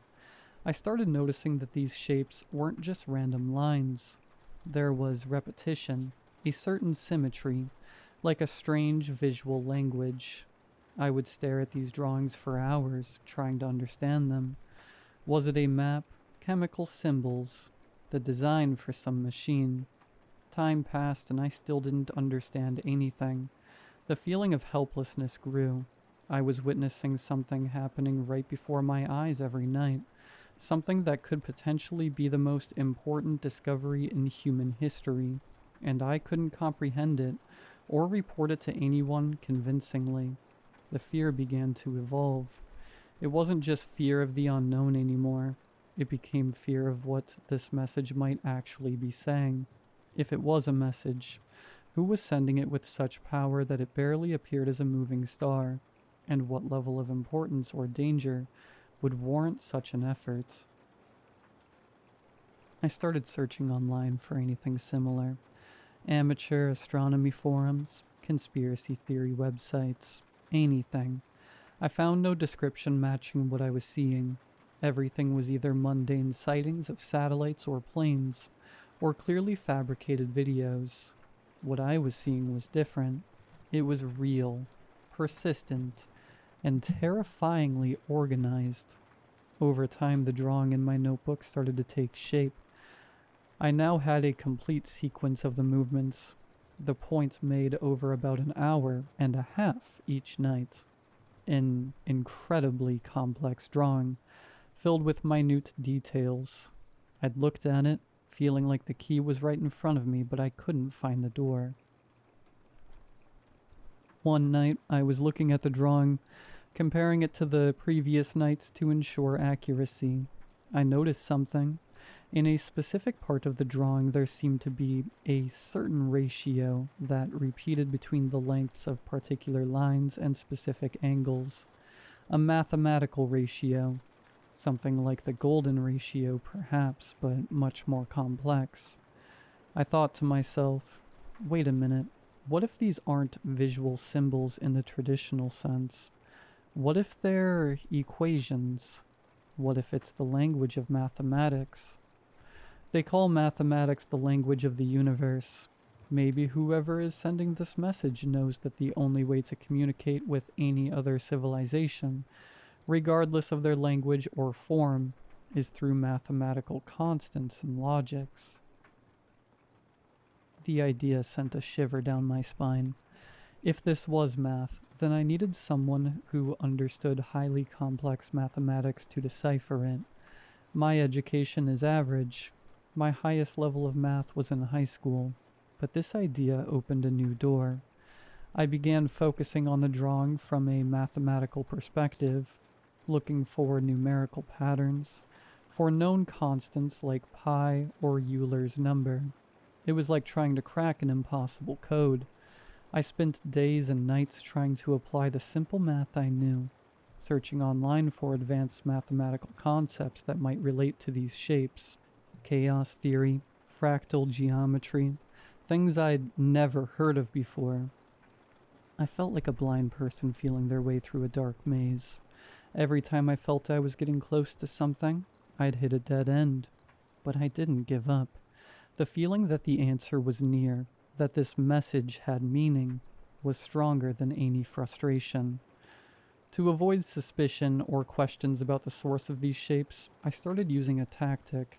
I joined specialized math forums online, presenting small fragments of the drawing as abstract mathematical problems, or geometric puzzles. I was trying to solve as a hobby. I framed them in a context completely removed from astronomy or anything unusual. The reactions were mixed. Many people said they were just meaningless scribbles with no clear mathematical significance. Others tried to find patterns but arrived at illogical conclusions. However, a small minority, likely academics or people deeply versed in pure mathematics, were intrigued by the complexity and symmetry in these shapes. They began discussing a hypothesis, talking about the possibility that they represented a specific type of complex mathematical function, or an unconventional mathematical system. I followed these discussions eagerly, gathering any information, any thread that might lead me somewhere. I started understanding new terminology, learning about branches of mathematics I didn't know existed, and I began applying these ideas to the complete drawing I possessed. Slowly, gradually, the picture began to clear. It wasn't just a single equation. It was a series of interconnected mathematical equations and concepts, layered on top of each other. Each part of the drawing represented a variable, a constant, or a specific calculation. It was a purely mathematical language, completely abstract, devoid of any form of spoken or written language we knew. I spent several more weeks on the painstaking work, connecting the parts, trying to find the logic governing the sequence. It felt like solving the hardest equation of my life. And the closer I got to the solution, the more the fear inside me grew, because I started sensing the nature of the message. It wasn't a message of welcome, nor a map to a cosmic treasure, nor the design of a devastating weapon. It carried a sense of urgency and of pain. Until I reached the crucial moment, after long nights of sleeplessness, concentration, and calculations, aided by online tools and the discussions on the specialized forums I interacted with very cautiously, I managed to piece it all together. I was able to translate this mathematical message into a concept that we humans could grasp. The result was simpler and more horrifying than anything I could have possibly imagined. The message wasn't coming from a spacecraft orbiting this star, nor from a civilization living on a planet orbiting it. The message was coming from the star itself. I don't understand how, and I don't know if this is scientifically possible or not. Can stars possess consciousness? Can they be living beings in a way completely different from our understanding of life? I don't know, and that's not the important part right now. What matters is the contents of the message. All those complex geometric shapes and impossible movements, when translated from the abstract, universal language of mathematics, conveyed one simple, terrifying meaning, a meaning understandable to any living being anywhere in the universe, that might have reached a certain level of understanding of the fundamental laws of physics and mathematics.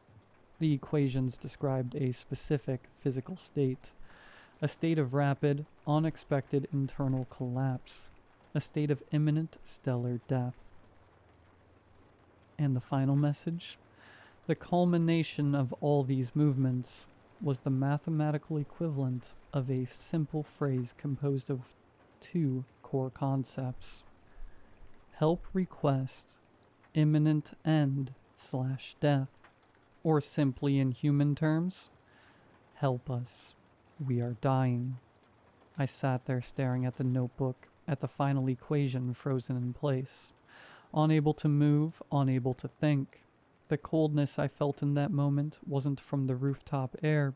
It came from the depths of the cosmos itself. A dying star, a conscious star, or at least one capable of communication somehow, sending a distress call across the vast expanse of space. A plea written in the language of mathematics so that anyone might understand it. And that someone was me. An ordinary young man sitting on a rooftop in a distant country, with a modest telescope. I was the one who cracked the code. I was the one who heard the scream. A scream that had been traveling for how many light years to reach here? Tens, hundreds, thousands, millions? Where exactly is this star? Is it even still there? Or is this just an echo of a voice that died long, long ago? And what could I possibly do? Who am I to help a dying star? What help could I offer? Even if I knew its exact location, even if I notified every space agency in the world, what would they do? Send a spaceship that would take millions of years to arrive? And if it arrived, what could it possibly do? The sense of absolute helplessness was crushing. The feeling of cosmic loneliness became deeper, more terrifying. We aren't just small in this universe. We are also frighteningly powerless. We hear the cries for help from our cosmic neighbors, and we can do absolutely nothing. That night, after deciphering the code, I went back to the rooftop. I pointed the telescope at the same spot.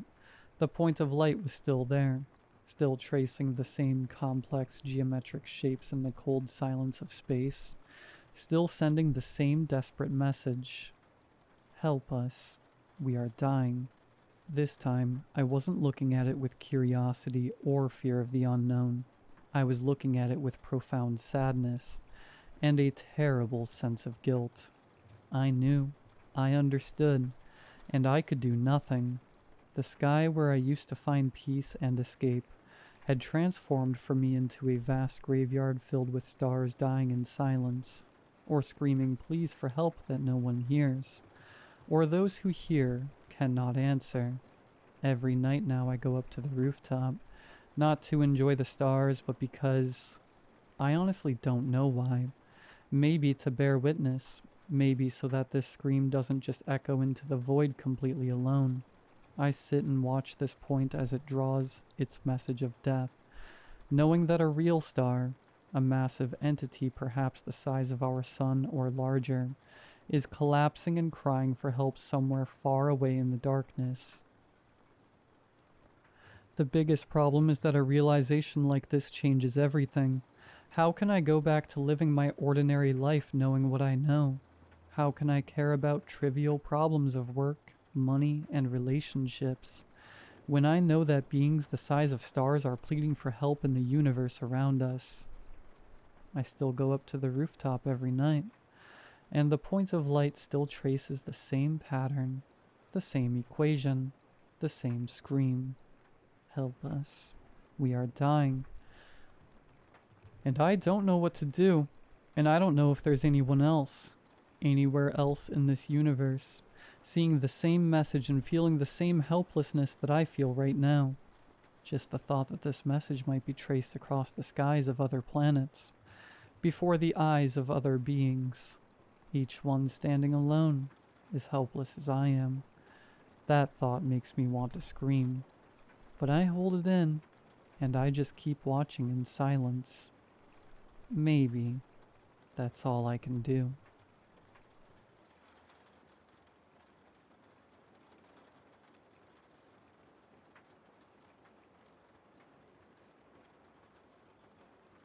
I don't think I'm me. I know that sounds strange, and yeah, if I heard someone else say it, I'd probably tell them to see a psychiatrist. But it's true. I would never wear a striped sweater, and definitely not on a random day in July. I don't even own striped sweaters. Yet there I was in a photo inside a photo album my best friend's mom was showing me, grinning in a red and blue striped knit like it belonged on me. And that wasn't the only strange thing. Earlier this week I came home from a month-long work trip. I was exhausted, dragging my suitcase through the door when my girlfriend greeted me. "Hey baby, I made your favorite meal. Eat it before it gets cold. I'm gonna go run a bath for us." Amy called over her shoulder. "Chicken parmesan." I didn't think much of it at the time. I was tired, hungry, and honestly touched by the gesture. I sat down and inhaled the food without hesitation. It was good. Really good. Too good. Halfway through rinsing my plate, it hit me. I don't even like chicken. I never have. I haven't eaten it since I was a kid. The texture makes my skin crawl. So why the hell did I eat an entire plate of it without even noticing? I shook it off. Jet lag, maybe. Or maybe I was just being dramatic. I got in the shower with Amy, didn't say anything, and we went to bed. The next morning, I was getting ready for work when Amy tossed me my keys and kissed me goodbye. I caught them midair and headed downstairs. Halfway, I felt them in my hand. Something was off. The grooves, the weight, they weren't mine. I looked down. Honda keys. I rushed back up the stairs. "Whose keys are these?" I asked, trying not to sound as shaken as I felt. Amy looked up from her coffee, brow furrowing. "What?" "These keys, Amy. They're not mine. I drive a Toyota. So, whose are these?" "Don't play dumb." She blinked. "Honey, are you feeling okay? Those are your keys, stupid," she said with a soft laugh. "No, they're not." My voice dropped cold. Without saying a word, Amy disappeared into the hallway, then returned holding a framed picture. "That's you," she said, handing it to me. In the photo, I was standing next to a shiny new Honda Civic at a dealership. Huge smile.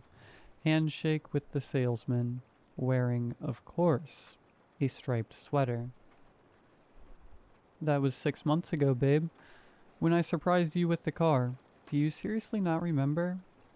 I opened my mouth, but nothing came out. That was me. My face, my grin, my stance. But it felt like I was looking at a stranger with my skin. I hurried into the bedroom, pulled open the closet, and froze. Dozens of sweaters, striped, patterned, holiday themed. My entire wardrobe looked like an ugly sweater convention. Amy followed me in, concern all over her face. Jamie, are you okay? You're starting to worry me. I'm fine, I lied. Just didn't sleep well, I said, even though I slept like a baby. I kissed her on the cheek and left for work. Outside, the Civic sat gleaming in the driveway. It looked familiar now. I got in. It smelled like me. Air fresheners, black tree scent, LED lights under the dash. Everything clean and organized. Exactly as I would have it. But it still felt wrong. Like I was stepping into someone else's life who just happened to be me. I arrived at the office late, feeling hazy. As I settled into my usual desk, a voice interrupted me. Jamie, you're at my desk, said Andrew, my annoying coworker. I looked up. What? No, I've always sat here. Just because I've been gone for a while doesn't mean you can steal my desk, Mountain Drew. Mountain Drew? Seriously? He muttered, pushing up his glasses. We had a bit of back and forth, and 10 minutes later I was in HR. Do you know what your position is here? The woman behind the desk asked. Of course, I said. I'm in charge of the Orbis project. And what does that entail? She asked, typing something. I opened my mouth, closed it, then opened it again. I attend meetings, organize. Wait, I blinked. What is the relevance of this question? I deflected. Well, she said, swiveling her monitor slightly. You're in the wrong department. Wrong floor, actually. And according to your file, you haven't been assigned to the Orbis project. That doesn't launch for another 2 months. You were moved to data processing last month after your last incident. My stomach dropped. What incident? She scrolled through my record with a practiced sigh. The one where you were caught dumping unmarked liquid into coworkers. Lunches in the break room. Honestly, you're lucky you weren't fired. I sat frozen in the chair, every nerve in my body screaming. What the hell is happening to me? The words slipped out before I could stop myself. Excuse me? She asked. My face turned slightly red. I'm sorry, I'm just having a hard time readjusting after the work trip. Okay, Mr. Jamie, why don't you just go on ahead back to your proper work area and try to stay out of trouble, please. The paperwork isn't easy on these old fingers, you know. Yes, of course. Thank you, I said as I quickly and quietly whisked away back into the building. After asking around a bit, I finally made it to my actual desk. Everyone on that floor acted as if I belonged there. I got a quick rundown of my tasks and got right into it. Trying not to think about all the bizarre things that happened, I decided to put it out of my mind and focus solely on work. About 30 minutes before I had to clock out, I decided to go through my emails. I didn't see anything out of the ordinary. I checked my drafts and saw my last draft dated on the day I went on to the work trip. Subject, Orbis. Sweet red, it's not me. Take the call. It made no sense, but I didn't know what to make of it, so I just went back to work. Besides that first day back, everything else seemed to be running smoothly. I got through the week without any more hiccups. I didn't mention my apprehension to Amy because she is such a worrywart. That was until today. I had planned to visit my best friend's family for a weekend barbecue, kind of an unofficial celebration for his niece's upcoming graduation. I got there relatively early. Honestly, I was looking forward to it. I needed something familiar, but if I thought that today would bring me peace, I was wrong. The grill was already going when I got there. The scent of charcoal and barbecue sauce hit me before I even stepped out of the car. Kids were running around the yard with water guns, and someone had queued up an early 2000s playlist on a Bluetooth speaker. It felt right. I needed this. familiar faces. I spotted Marcus, my best friend since middle school, near the back porch, beer in hand, laughing with his cousin. He lit up when he saw me. "Jamie, look who finally decided to show up," he said, pulling me into a quick hug. "Hey man, sorry I'm early. Didn't want to miss the ribs this time." "Smart move," he chuckled. "You're not still vegetarian, are you?" That made me pause. "I was never vegetarian," I said, half laughing. He blinked, then shrugged. "Oh, right, yeah." The moment passed, but something about it lingered. I grabbed a plate, made small talk, accepted a drink. For the first time all week, I felt like myself again, until I wandered inside to use the bathroom. On the hallway wall, right before the guest bathroom, was a photo collage I'd seen a dozen times before. I'd even helped Marcus's mom hang it last year, but this time something was off. At the center of the collage, surrounded by prom photos and school portraits, was a framed picture of me and Marcus at the lake house. I remember that trip, or at least I thought I did, but in the photo I was wearing a striped sweater again, the same red and blue one from the dealership photo. I stared at it for a long time. My arm was around Marcus's shoulder. We were grinning, beers in hand, but there was something wrong with my face. Too wide a smile. Almost posed. Unnatural. Why would I even wear a sweater in the sweaty July weather at a lake anyway? "You okay?" a voice said behind me. I jumped. It was Marcus's mom holding a bowl of potato salad. She smiled warmly. "Bathroom's just there, hun." I nodded. "Yeah, thanks. I don't remember this picture being here." She looked at it. "Oh, you two had so much fun that weekend. You don't remember? We printed that out the same night you all came back. You helped me pick the frame, Jamie." "Oh, yeah. I must still be tired," I said quickly, slipping past her into the bathroom and locking the door behind me. I turned on the sink and stared at myself in the mirror. Same face, same eyes, but I couldn't shake the feeling I was looking at someone else. I washed my face. Suddenly my phone buzzed. Unknown number. The area code was wrong. Too many digits. I answered without thinking. "Jamie?" A panicked voice cut through the speaker, echoing in the small bathroom. "Who is this?" I snapped. "It's me. You. I'm you." What? Is this some kind of joke? "Marcus, if this is you..." "No, please just listen to me. Don't hang up. This is important." "I need your help. I need to get back to my home." "What the hell are you talking about?" I asked. "The Orbis project. It worked. We opened a gateway, a dimensional gate, but something went wrong. We didn't know it would swap us. I don't belong here, and you don't belong there." No, this isn't real. You're lying." "I swear to you, we don't have much time. The longer we stay out of sync, the harder it'll be to return. We'll be lost, Jamie." My head was spinning. How is this even possible? What went wrong? I don't know exactly. There were variables we didn't account for, but I've been working on a fix. I think there's a way back. How do I know you're telling the truth? Have you noticed anything strange? People acting like you said or did things you don't remember? Preferences that don't feel like yours? I hesitated. "Yeah, I don't like chicken." "I do." I swallowed. "This is your world?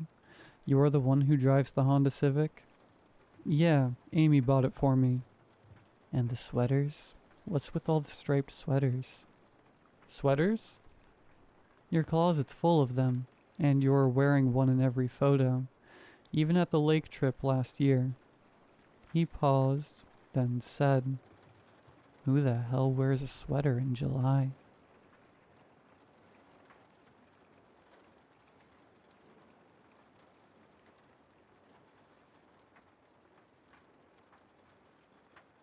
My mother used to tell me I was her little miracle, not because I survived anything, just the opposite. Because something never showed up when I did.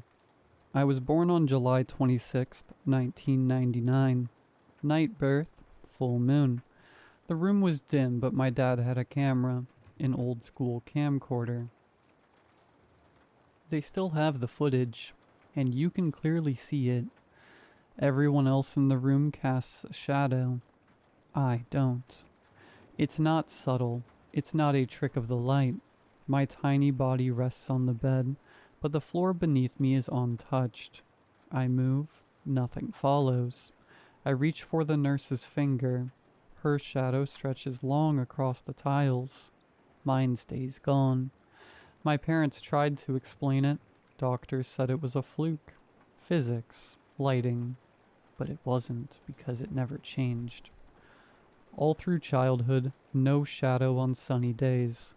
Not in streetlights, not in flash photos. And then around age 13 it started to change. Not that I had a shadow, but I'd see others. Shadows where they didn't belong. One time I was sitting on the toilet. Door shut, lights on. I looked down and a shadow moved across the floor, like someone walking past. But no one was there. Another time I was playing in the backyard. The sun was high, I still cast nothing. But I looked to my right, and there was a shadow of me, standing just a few feet away. Not moving. Not mine. When I told my mom, she went pale. She never told me what she saw in the hospital that night, but she sat me down and said something I've never forgotten. If it's yours, it'll come back eventually, and when it does, don't let it touch you. I thought she was being dramatic, but then last week at 25 years old, it returned. I was brushing my teeth when I saw it, the shadow behind me, attached to me. I laughed at first. It had been so long, I figured it finally caught up. But then I turned off the bathroom light and it didn't go away. It stayed there, in the dark. It shouldn't have been visible, but it was. And it moved when I didn't. I stepped left. It stayed put. I held my breath and it breathed. Chest rising, falling, even though it was flat on the floor. It moved like it had lungs. I turned the light back on. Gone. But I could feel it now, following me, watching. At night it stands at the foot of my bed. I don't sleep anymore. Last night I blinked, and it was on the ceiling. Directly above me, stretched long and thin like oil. It whispered, "You were never whole. I've come to fix that." I tried to run. The lights in the hallway all blew out. I got to the front door and my reflection didn't move. I watched myself, frozen in glass, mouth hanging open, eyes wide. Then the reflection smiled, and its shadow twisted like smoke. I've locked myself in the bathroom now. The lights are still on, but the shadow is inside the mirror. It's waiting. It said my name and then, "You don't have a shadow because I took it with me when I left. You were always mine, and now I want it back."